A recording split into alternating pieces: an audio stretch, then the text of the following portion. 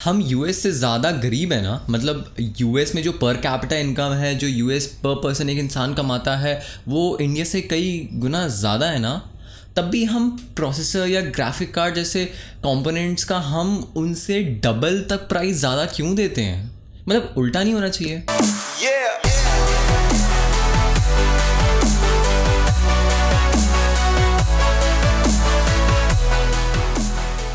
हे दोस्तों, व्हाट्सअप, मैं हूं अपूर्व श्रीवास्तव। आप सभी का स्वागत करता हूं यो टेक डोज के एक नए एपिसोड में।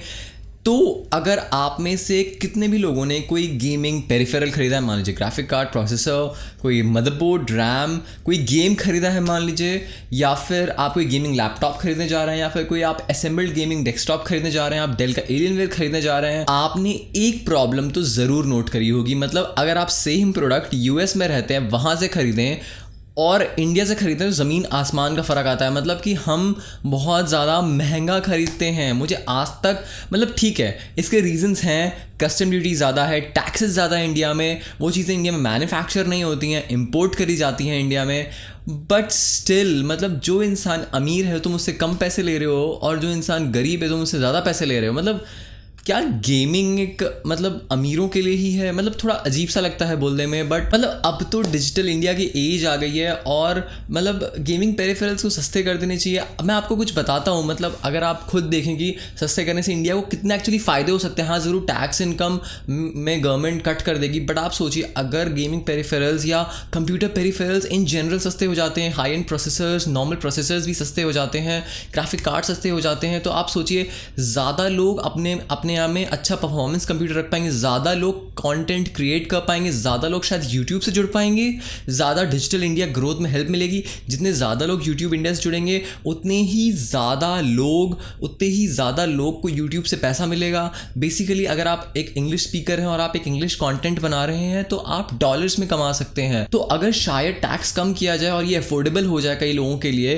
तो मतलब काफ़ी चीज़ें हेल्प हो सकती हैं Indian content creators, Indian gamers के लिए। हम यहाँ पे इंटरनेशनल गेमिंग कंपटीशन स्टेज कर सकते हैं। मतलब बहुत सारी पॉसिबिलिटीज़ हैं जहाँ गवर्नमेंट को वहाँ से टैक्स इनकम, टूरिस्ट इनकम, बहुत सारी अलग अलग तरह की इनकम हो सकती है। पर फिलहाल तो इतना ज़्यादा टैक्स और इतना ज़्यादा बर्डन है एक इंडियन गेमर कि बहुत ज़्यादा मतलब अगर एक आपको बहुत अमीर होना पड़ेगा अगर आपको एक अच्छा खासा पीसी असेंबल करना है, आपको अच्छा गेमिंग लैपटॉप भी लेना है। तो मैं आपको एक एग्जांपल दूं, जैसे कि जो मैंने बिल्ड करी है, जो मैंने बिल्ड्स करी हैं, मैंने 3 बिल्ड्स करी हैं इस वीडियो जब तक ये आया तब तक। जो मैंने बिल्ड्स करी हैं वो है एक 20,000 वीडियो एडिटिंग पीसी, एक 32,500 कंसोल किलर गेमिंग पीसी, एक 50,000 AMD Ryzen गेमिंग पीसी।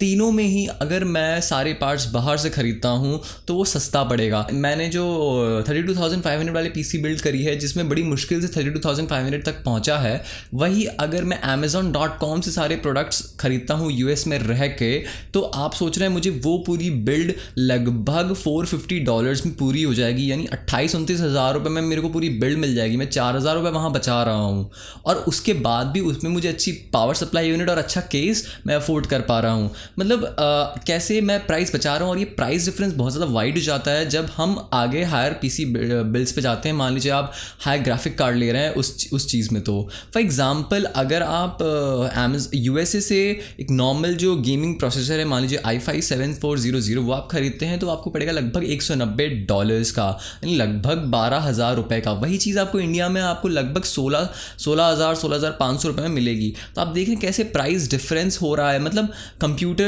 एक रिक्वायरमेंट है आज के इंडिया की, और इंडिया को अगर डेवलप करना है तो कंप्यूटर्स एक बहुत इंपॉर्टेंट, मतलब इंडिया में ग्रोथ पेनिट्रेट करना चाहिए। बट टैक्स ऐसे हैं, लॉज ऐसे हैं कि वो ऐसा नहीं कर पा रहा है। जितने सिर्फ हायर एंड पीपल हैं, जितने जो मिडिल और अपर मिडिल क्लास पीपल हैं, शायद वही इस वक्त ऐसे प्रोसेसेस अफोर्ड कर पा रहे हैं। और अभी तो जीएसटी आ गया है, तो जीएसटी के चलते ऐसा हमें लगता है कि चीज़ें सस्ती हो जाएंगी क्योंकि टैक्स स्ट्रक्चर सिंपल हो गया है। बट ये सारी कंप्यूटर पेरिफेरल्स पहले जिन पे अप्रॉक्सीमेट टैक्स लग रहा था वो 18.25% लग रहा था, अभी वो लगभग 28% के, अभी तो वो 28% के स्लैब में आ गई हैं सारी computer peripherals except monitors and printers. तो बेसिकली कंप्यूटर पेरिफेरल्स अभी और महंगे हो गए हैं। दोस्तों, दूसरा सबसे बड़ा जो रीज़न मुझे लगता है क्योंकि इंडियन जो गेमिंग है वो एट पार इंटरनेशनल लेवल के नहीं है, वो है हमारा जो कल्चर है। आप सभी जानते हैं कैसे ही बचपन से गेमिंग को एक एज अ हॉबी और एज अ साइड बिजनेस ही हमेशा ट्रीट किया गया है। मान लीजिए आज पेरिफेरल सस्ते हैं और गेमिंग को बढ़ावा भी दिया जाता है, तो कितने सारे गेमिंग चैनल्स इमर्ज होके आएंगे यूट्यूब पे। मैंने खुद जो अपना चैनल स्टार्ट किया है, मतलब कॉलेज ख़त्म हो रहा है तब किया है, तो शायद अगर मैं 5-10 साल पहले करता तो मैं आज ज़्यादा सक्सेसफुल होता। तो गेम्स कैसे भी हों, पर हमारे सारे इंडियन होम्स में गेमिंग को जनरली डिस्करेज किया जाता है। इंजीनियरिंग, डॉक्टरी वगैरह वगैरह इन सब के पीछे भागो और ये सब चीज़ें डिस्करेज करी जाती हैं। तो इसकी वजह से एक कल्चर डेवलप नहीं हो पाता। ऑब्वियसली जब आप 14-15 साल के होते, 10 साल के होते हैं, आपके पास पैसे नहीं होते, आपके पास कोई बाइंग पावर नहीं होती है, आप अपने पेरेंट्स पर डिपेंडेंट होते हैं। और उस केसेस में अगर आपके घर में मतलब अगर वो इनकरेज नहीं किया जाएगा, आपको नया लेटेस्ट ग्राफिक कार्ड नहीं दिया जाएगा, तो कोई वर्थ नहीं है। मतलब फिर आप उस चीज़ को फॉलो नहीं कर पाएंगे, गेमिंग को फॉलो नहीं कर पाएंगे। दोस्तों तीसरा सबसे बड़ा रीज़न है गेमिंग सक्सेसफुल नहीं है इंडिया में, एज अ गेमिंग कल्चर बहुत स्ट्रांग नहीं है। उसका दोस्तों रीज़न सबसे बड़ा ये है, एक और रीज़न जो सबसे बड़ा है वो है कि इंडिया में जो इंटरनेट कनेक्शन है वो पैथेटिक है। मतलब ठीक है, अभी जियो आने से काफ़ी इम्प्रूव हो रहा है, बट अभी भी उतना स्ट्रॉन्ग नहीं है। जहाँ तक मतलब जो ऑनलाइन गेमिंग है इंडिया में, जो मेन 2 गेम्स ऑनलाइन खेले जाते हैं वो है CSGO और Dota 2। दोनों में ही जो लोग हैं वो 100+ पिंग टाइम्स रिपोर्ट करते हैं और 100+ पिंग टाइम्स में खेलना बहुत मुश्किल होता है। मैं आपको एग्जांपल देता हूँ। मैं 3 साल पहले BF3 खरीदा था, बैटलफील्ड 3 ओरिजिन पे। जब मैं इंडिया में खेलता था, उसको मेरे पास आइडिया का 3G नेट था, उससे मैं खेलता था, मेरे पास 250-200 पिंग आता था, जो मैं अच्छा समझता था। फिर जब मैं अपने कॉलेज के 3rd ईयर में था, तब मैं सिंगापुर गया था एज एन इंटर्नशिप के लिए। वहाँ पे मैंने बैटलफील्ड 3 खेला था सिंगापुर के सर्वर पे। सिंगापुर में सर्वर था, गेस करिए पिंग कितना होगा? 5 मिलीसेकेंड। मतलब इट वॉज इंस्टेंटेनियस। 5 मिलीसेकेंड में बैटलफील्ड 3 खेला था। एक्सपीरियंस ही डिफरेंट था। तो आप देख रहे हैं नेट की वजह से, और नेट अभी भी इंडिया में महंगा है, बहुत महंगा है। सिंगापुर में मैंने 1 Gbps नेट पे यूज़ करता था, वहाँ पे फाइबर ऑप्टिक केबल था। अब 2-3 साल बाद फाइबर ऑप्टिक्स आ रहे हैं इंडिया में, अभी भी आए नहीं है। जियो अपना फाइबर नेट लॉन्च कर रहा है, बाकी बहुत महंगे हैं। BSNL के FFTH सर्विसेज बहुत महंगे हैं। मैं आपको एक एग्जांपल देता हूँ। जो स्टीम होता है, मतलब आपको सब पता होगा स्टीम के बारे में। स्टीम से सब लोग मतलब गेम्स खरीद सकते हैं। आप वहाँ पे गेम खरीद सकते हैं। वो गेम आपके में डाउनलोड हो जाएगा लीगली। बहुत बढ़िया है, सबसे बेस्ट है। अगर आपको गेम्स खरीदने का मन होता है तो, पायरेसी अगर आपको नहीं करनी है तो अगर आपको गेम्स खरीदने आप स्टीम पे खरीदो, तो स्टीम के पेज पे आप स्टैट्स देख सकते हैं। मैं आपके लिए कुछ स्टैट्स दिखाना चाहता हूँ। पिछले 7 दिन में इंडियन यूजर्स ने जो स्टीम पे है, उन्होंने 564 TB डेटा डाउनलोड किया, यानी 564 TB के गेम्स और सॉफ्टवेयर्स इस स्टीम के थ्रू डाउनलोड किए हैं। ये पूरे वर्ल्ड ट्रैफिक का 0.2% रिप्रेजेंट करता है। एवरेज डाउनलोड स्पीड आप देख सकते हैं 6 Mbps है। तो दोस्तों ये ज़्यादा है या कम, इसके लिए मैं आपको दिखाऊंगा चाइना का पेज। दोस्तों चाइना ने इसी 7 दिन के अंदर 36.1 पेटाबाइट्स डेटा डाउनलोड करी है स्टीम के थ्रू। मतलब ये कितने टाइम्स ज़्यादा है इंडियन यूज़र से। अगेन एवरेज डाउनलोड स्पीड भी इंडियन से ज़्यादा है, लगभग 23 Mbps पे, और ग्लोबल ट्रैफिक इनका 11% है। इंडियन यूज़र्स सिर्फ 0.2% कंट्रीब्यूट करते हैं, और वहीं पे चाइना यूज़र्स 11% कंट्रीब्यूट करते हैं। अब दोस्तों मैंने चाइना से क्यों कंपेयर किया? चाइना से मैंने इसलिए कंपेयर किया क्योंकि हम दोनों एशियन इकोनॉमीज़, हमारे सर्कमस्टेंसेज सेम है ऑलमोस्ट। चाइना को एज अपना बिगेस्ट कंपटीटर मानते हैं। हमें इन डेटा से क्या समझ में आता है? बेसिकली ये समझ में आता है कि अभी भी इंटरनेट पेनिट्रेशन बहुत कम है इंडिया में। अभी भी लोग इस गेम खरीदते नहीं हैं। उसका मेन रीज़न ये हो सकता है कि इंडिया में जो पर कैपिटा इनकम है वो कम है, और मतलब बेसिकली इंडियन जो नेट है अभी भी उतना मैच्योर्ड, उतना डेवलप्ड नहीं हुआ है जो गेमिंग को सपोर्ट कर सके। दोस्तों अब बात करते हैं कि मतलब इसको सही करने का कोई तरीका है कि नहीं। दोस्तों देखो, सही करने का तरीके हैं। क्या है कि अभी जैसे मेरे को याद है 2012 या 2013 में जो EA स्पोर्ट्स जो कंपनी है, जो फीफा, बैटलफील्ड 3 जैसे गेम्स बनाती है, वो इंडिया में डिस्क रिटेल करती थी। मतलब मेरे को याद है मैंने FIFA 13 खरीदा था लगभग 1300 रुपये का, तो 1300 रुपये मैंने FIFA 13 खरीद लिया था। पर उसके बाद EA स्पोर्ट्स ने रियलाइज़ किया कि इंडिया में उनको कोई मार्केट नहीं है। मतलब वो गेम सस्ते बेच रहे थे। बाहर जो सेम $60 का गेम मिलता है, यानी 3600 रुपये,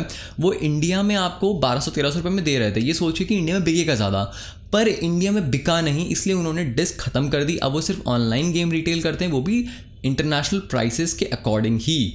तो मतलब इंडिया में ज़्यादा कल्चर डेवलप नहीं, लोगों खरीदने का वो नहीं है, एक शौक नहीं है, मतलब एक मेंटालिटी नहीं है खरीदने की, पायरेसी करने की आदत है। इसी कारण ये हुआ है कि जो इंडियन में जो गेम्स आ रहे हैं, जो प्रोड्यूसर्स हैं, वो भी पीछे हट जाते हैं उससे, क्योंकि उनको पता है कि उनका गेम वैसे भी पायरेटेड होने वाला है। गलती एक्चुअली पूरी इंडियन यूज़र्स की भी नहीं है, क्योंकि आप सोचिए जैसे मैंने GTA 5 खरीदा था स्टीम से। अगर आप GTA 5 खरीदते हैं स्टीम से, तो आपको 60 GB का गेम डाउनलोड करना पड़ेगा। आज की डेट में अगर आपके पास जियो है 1 GB पर डे, आपको 60 दिन लग जाएंगे उस गेम को डाउनलोड करने के लिए। आपके पास एक अच्छा खासा ब्रॉडबैंड इंटरनेट होना चाहिए, इसकी अच्छी खासी लिमिट हो, तब जाके आप वो गेम डाउनलोड कर पाएंगे स्टीम से। तो यही सब कुछ प्रॉब्लम्स है। वहीं पर अगर आपके पास डिस्क होती तो आपको इतना डाउनलोड करने की ज़रूरत नहीं पड़ती। बेसिकली इंटरनेट ही एक रीज़न है जिसकी वजह से इंडिया में इतना ज़्यादा डेवलप नहीं है। बाकी पीसी हार्डवेयर, इसकी कॉस्ट कम तो करनी ही पड़ेगी, चाहे आप टैक्स से करिए, आप इंसेंटिव्स दीजिए आप बाहरी कंपनीज़ को कि वो इंडिया में अपने प्लांट सेटअप करें। बट वो भी अगेन बहुत डिफिकल्ट है क्योंकि इंडिया में वो टेक्नोलॉजी अभी एग्जिस्ट नहीं करती है कि आप GPUs मैन्युफैक्चर करें, CPUs मैन्युफैक्चर करें। ऑब्वियसली वो बहुत मतलब उसके लिए बहुत ज़्यादा क्वालिटी स्टैंडर्ड्स, इन सब चीज़ों की ज़रूरत पड़ती है। अगर वो करेंगे भी तो उनको भी कुछ दिखना चाहिए कि इंडिया में लोग खरीदना चाहते हैं। इंडिया में भी शायद इतनी डिमांड भी नहीं है, इसको बढ़ने में तो टाइम लगेगा। फिलहाल के लिए मेरी तो रिक्वेस्ट है गवर्नमेंट में, मोदी जी से, जो भी है, कि कैसे मतलब जो कंप्यूटर पेरिफेरल्स हैं उनकी कॉस्ट ज़रूर कम करें, चाहे वो गेमिंग हो, चाहे वो हाई एंड पीसीज हो। High end PCs I know luxury हम मानते हैं, बट एक्चुअली वो लग्जरी है नहीं, क्योंकि वो कई सारे बिजनेसेस में काम आते हैं। भाई मैं जो कर रहा हूँ ये भी एक तरह की एंटरप्रेन्योरशिप है, ये भी एक तरह का बिजनेस है। तो इससे मैं जो कमाऊँगा, भले ही वो बाहर की ऑडियंस होती नहीं है, पर मुझे इससे पैसा मिले, इससे पैसा का सर्कुलेशन बढ़ रहा है। तो ऐसे जितने ज़्यादा लोग आ पाएंगे, जितने ज़्यादा लोगों के लिए ये सब चीज़ें कंप्यूटर पेरिफेरल सस्ते हो पाएंगे, उतने ज़्यादा लोग यूट्यूब, उतने ज़्यादा लोग कंटेंट क्रिएशन, उतने ज़्यादा लोग दूसरे काम कर पाएंगे और उससे इंडिया का बेनिफिट ही होगा। मैं आपको एक एग्जांपल देता हूँ, जैसे MKBHD का जो एक लेटेस्ट उन्होंने Q&A होल्ड किया था, उसका वीडियो आप देख सकते हैं। और उसका मैं आपको एक क्लिप दिखाता हूँ। उसमें उससे ये पूछा गया था कि आपकी वीडियो सबसे ज़्यादा कौन सी कंट्री देखती है।